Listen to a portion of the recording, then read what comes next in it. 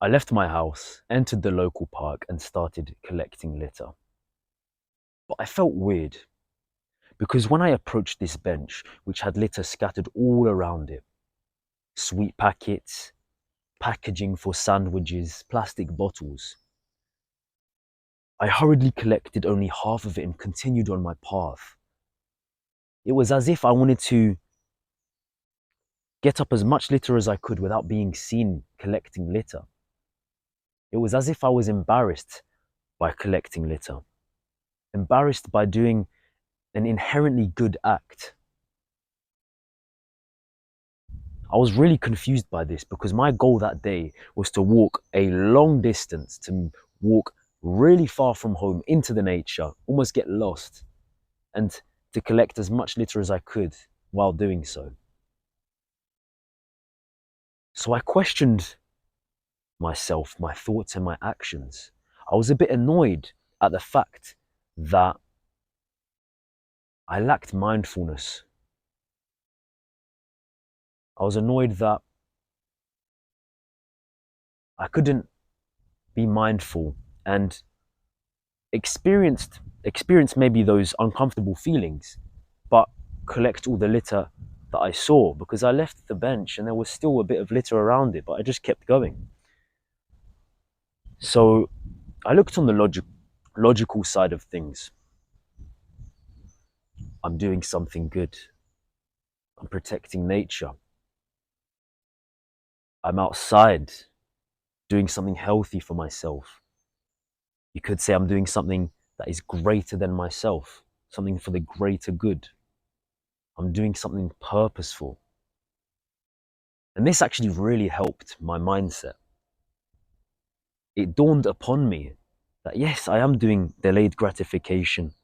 I am doing something good. I don't need to feel embarrassed. Maybe people might give me a weird look.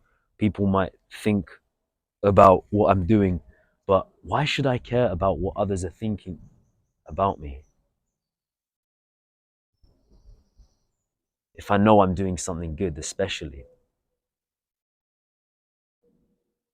I entered this enchanted woodland. I think it genuinely had this sign, I think, enchanted woodland, with these unique decorations that were obviously made by humans. And there was litter, packets of instant gratification all over the floor. I collected it, and early on, I realized that there was this reoccurring theme that the majority of litter is from processed food. And this is probably just disposed of by degenerate people who consume this processed food. Maybe people who are less educated, maybe people who have less income, or people who have less respect for nature.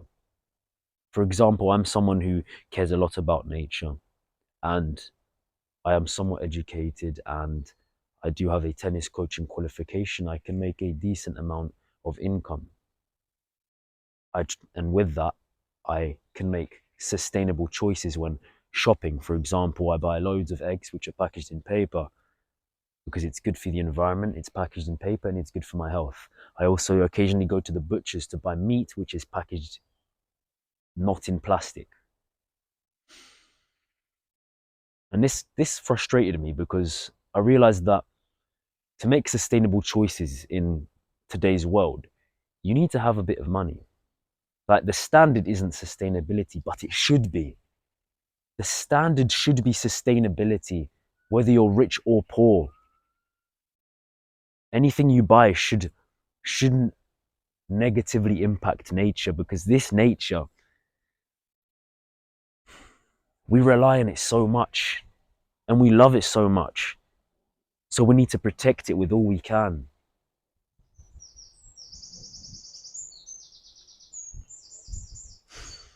So I left the park, and with a lot more confidence, much less embarrassment, thinking clearly, I entered a residential area and there was litter there, and I started collecting it, even though there was a man behind me walking. I walked along the road, for about 20 to 30 minutes and entered a new park, the woods actually, or maybe even a mini nature reserve. And the story was rather different here.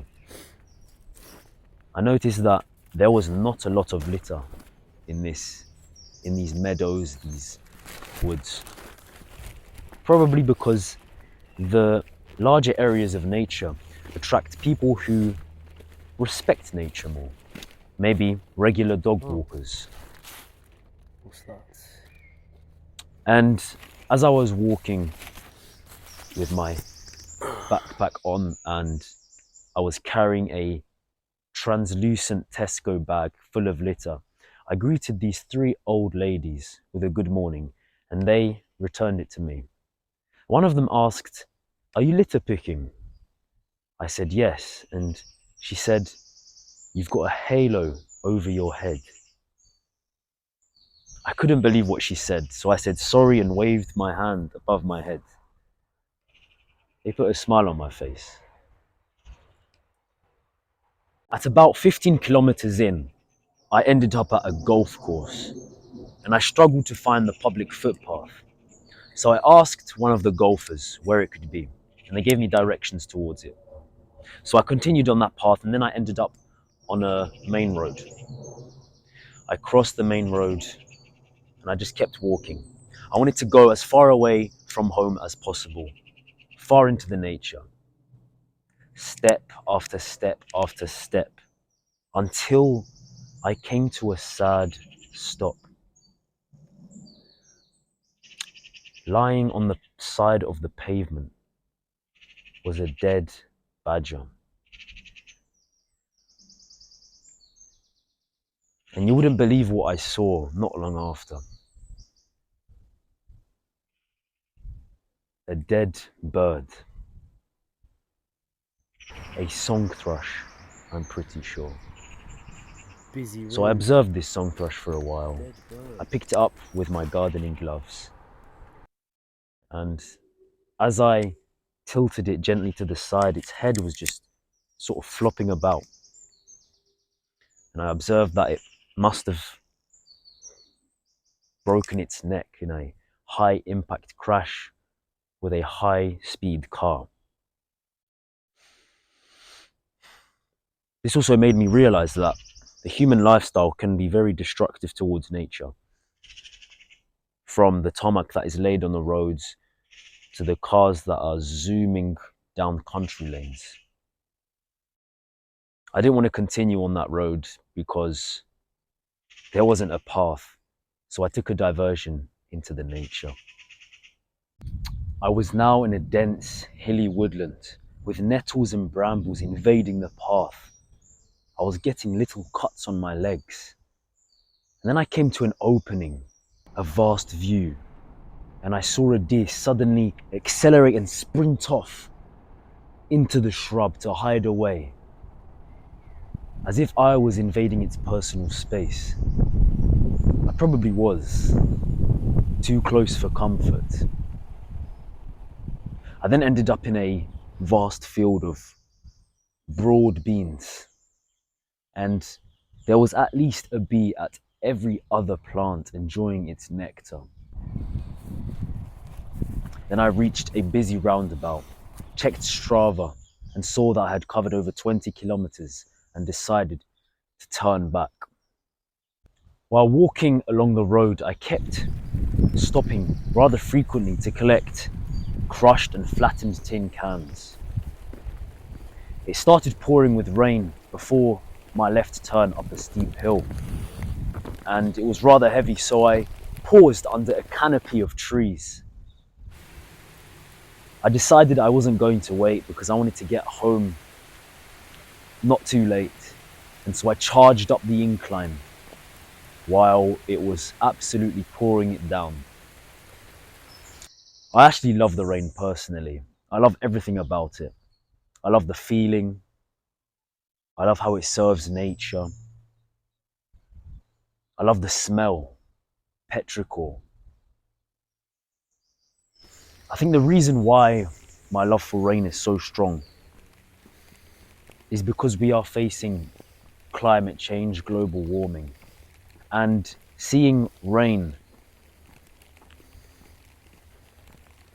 enliven the wildlife into a lusher green, especially after severe drought, can be so refreshing, not only visually, but also knowing that the wildlife is less dehydrated. I love rain. Here you can see me enjoying Come the on. atmosphere of the rain Purpose. and the challenge of the hike. It was quite a steep hill. At the top of the hill, I stopped, sat down to refuel, had a break. Serene. I kept moving forward, trying to increase my pace. But the peace of the surrounding area grasped my attention. And as the sun showed itself, it felt as if the cherry on top had arrived in perfect time.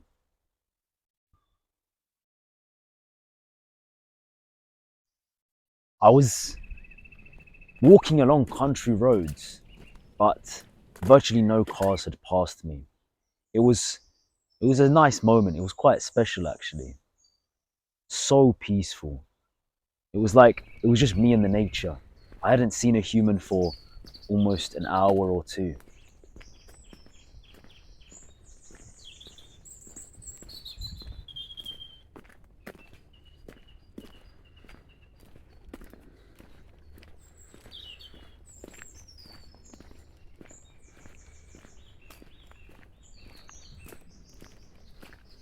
I then heard this funny noise in the distance. I came closer and I was in awe of the baaing sheep that were grazing. I watched them for a good 5 to 10 minutes and sort of entered this meditative state.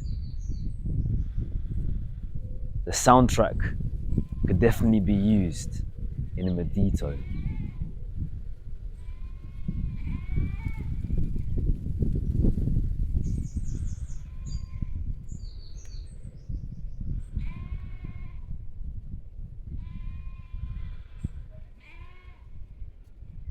I was surprised at how quiet and scenic the area looked, especially because I was only one road or a couple of kilometers away from a busy 40-mile-an-hour road.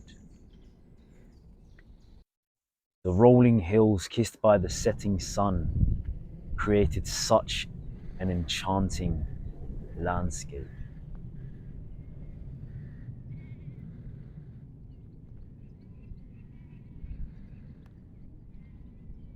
At around the 30-kilometer mark, my feet started getting sore.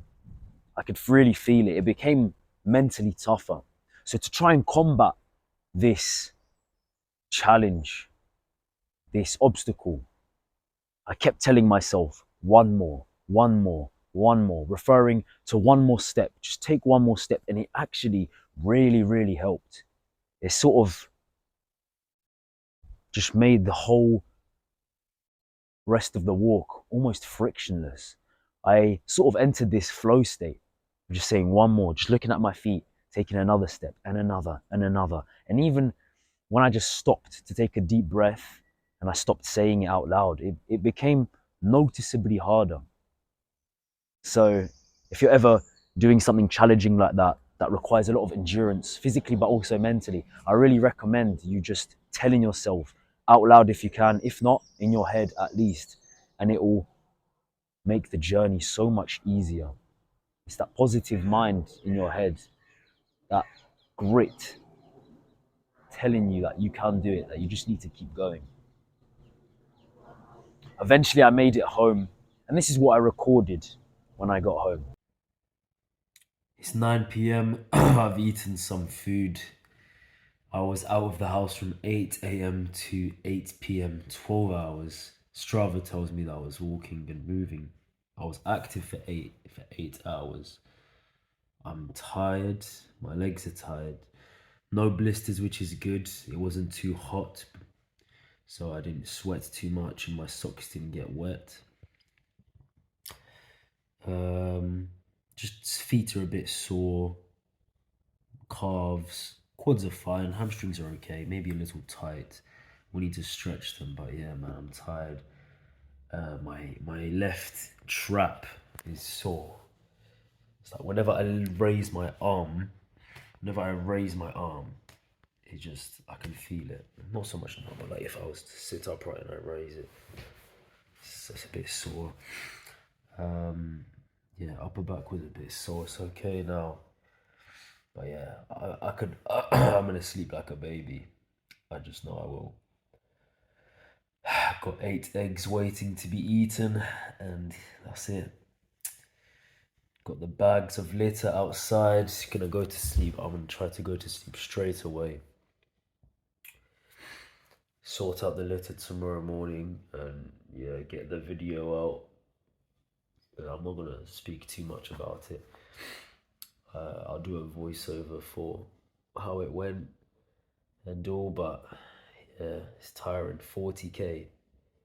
Can't believe that people run that in under 4, 3, or even 2 hours, or just over 2 hours. Insane, man.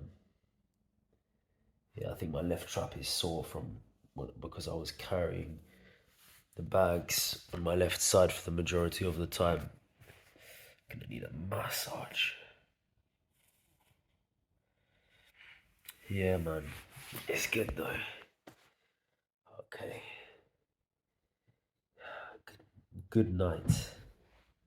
So, why did I do this? Why did I go on a 40-kilometer walk? Why did I go and dedicate my whole day to going out on a walk and collecting litter? Well, first of all, I wanted to just go on an adventure. I wanted to get out of home. If I'm being honest, I just wanted to occupy my time too.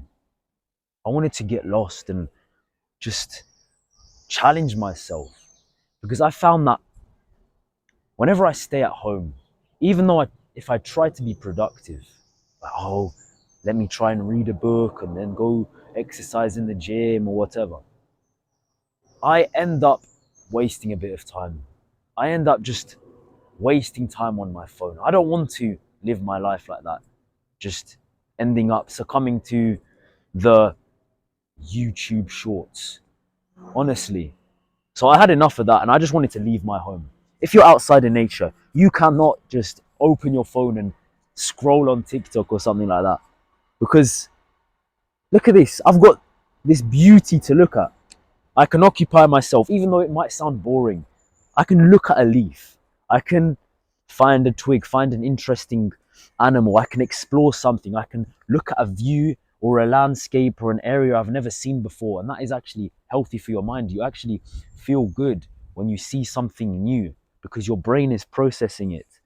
Your brain's never seen it before. So that's one strong reason why I went out for the adventure. I wanted to go on an adventure. I didn't want to just sit at home wasting my time. So that's one lesson I learned, that, and a lesson that was reinforced, in fact. Just go out of your home. Like, home is only really for sleeping and eating and maybe spending time with family. It's not where stories are made. It's not where success is made. Think about it. Your home is probably just like 20, I don't, like, up to 100 square meters. I don't really know how big that is, but like, let's say 5 to 100 square meters, right? You've got a few rooms in your home, 3 rooms, you've got a bedroom, bathroom, kitchen, living room. How are you meant to busy yourself when you're looking at the same things every day? You've got pure comfort at home, and that's it, really, right? We grow in times of challenge, of discomfort. So that was one very strong reason for the adventure. I also went because I wanted to do something good for nature, something purposeful. I wanted to collect litter so I can create this video, so I can inspire other people too, to spread the message about plastic pollution, about how we need to work together to get rid of all the plastic in the environment and reduce our consumption drastically. I also went out to do some wonderful exercise. Of course, 40 kilometers, that's a lot. Like, the normal person won't think of doing 40 kilometers at all. especially in one day. But I just wanted to really challenge myself, and it was good because a few days after the walk, I could feel that my anterior tibialis, so the muscle on the front of your shin, it was actually sore. It was sore for a few days, for quite a few days, maybe even up to a week. And it felt good because I knew it showed to me that I had done something challenging, physically challenging, demanding, and it was productive. I knew that that muscle was going to grow back stronger. And the last reason why I wanted to do this was because I wanted to be out in nature. I love nature. It's so healthy for me. It's healthy for everyone. The clean air, you won't find cleaner air anywhere else. You won't go to the roads and find cleaner air. You won't go, not even like an office with filtered air, with ventilation. This nature, this is where air is produced. The oxygen from these nettles, these trees, is coming straight out of the leaves into my nose and lungs. Whenever I enter this nature reserve, this particular one near my area, it's quite large and it's got just so much nature, huge trees, it's forests and everything. I go with my friend and I tell him, this air like smells juicy, but not like the modern type of sugary, artificial fructose like syrup juice. No, no, no. It's like healthy juice. It's like, it smells not plain, but I can smell how healthy it is. It smells so green and lush, so natural and invigorating. So yeah, that's the last reason why, because it's so healthy to be out in nature. And the colors too. Look at all this greenery. How can you have a frown on your face, especially when the sun is out? So the picture of the 4 bags of litter is here, and I ended up disposing of the litter a week or two later in a recycling center in the general waste. So I didn't actually recycle it, unfortunately, because I was keeping it in the garden. I was lazy and I didn't get rid of it straight away. So my dad started getting annoyed at me and told me to just get rid of it straight away. And I was short on time, so I just had to put it off, leave it at the recycling center. So next time I do an adventure like that, where I go on a long adventure, on a walk, and I collect lots of litter, I'm going to make sure that I dispose of it more responsibly. And that's it. That's my adventure. That's my story. Hopefully that inspires you and that spreads the message. And spend time in nature. It's beautiful.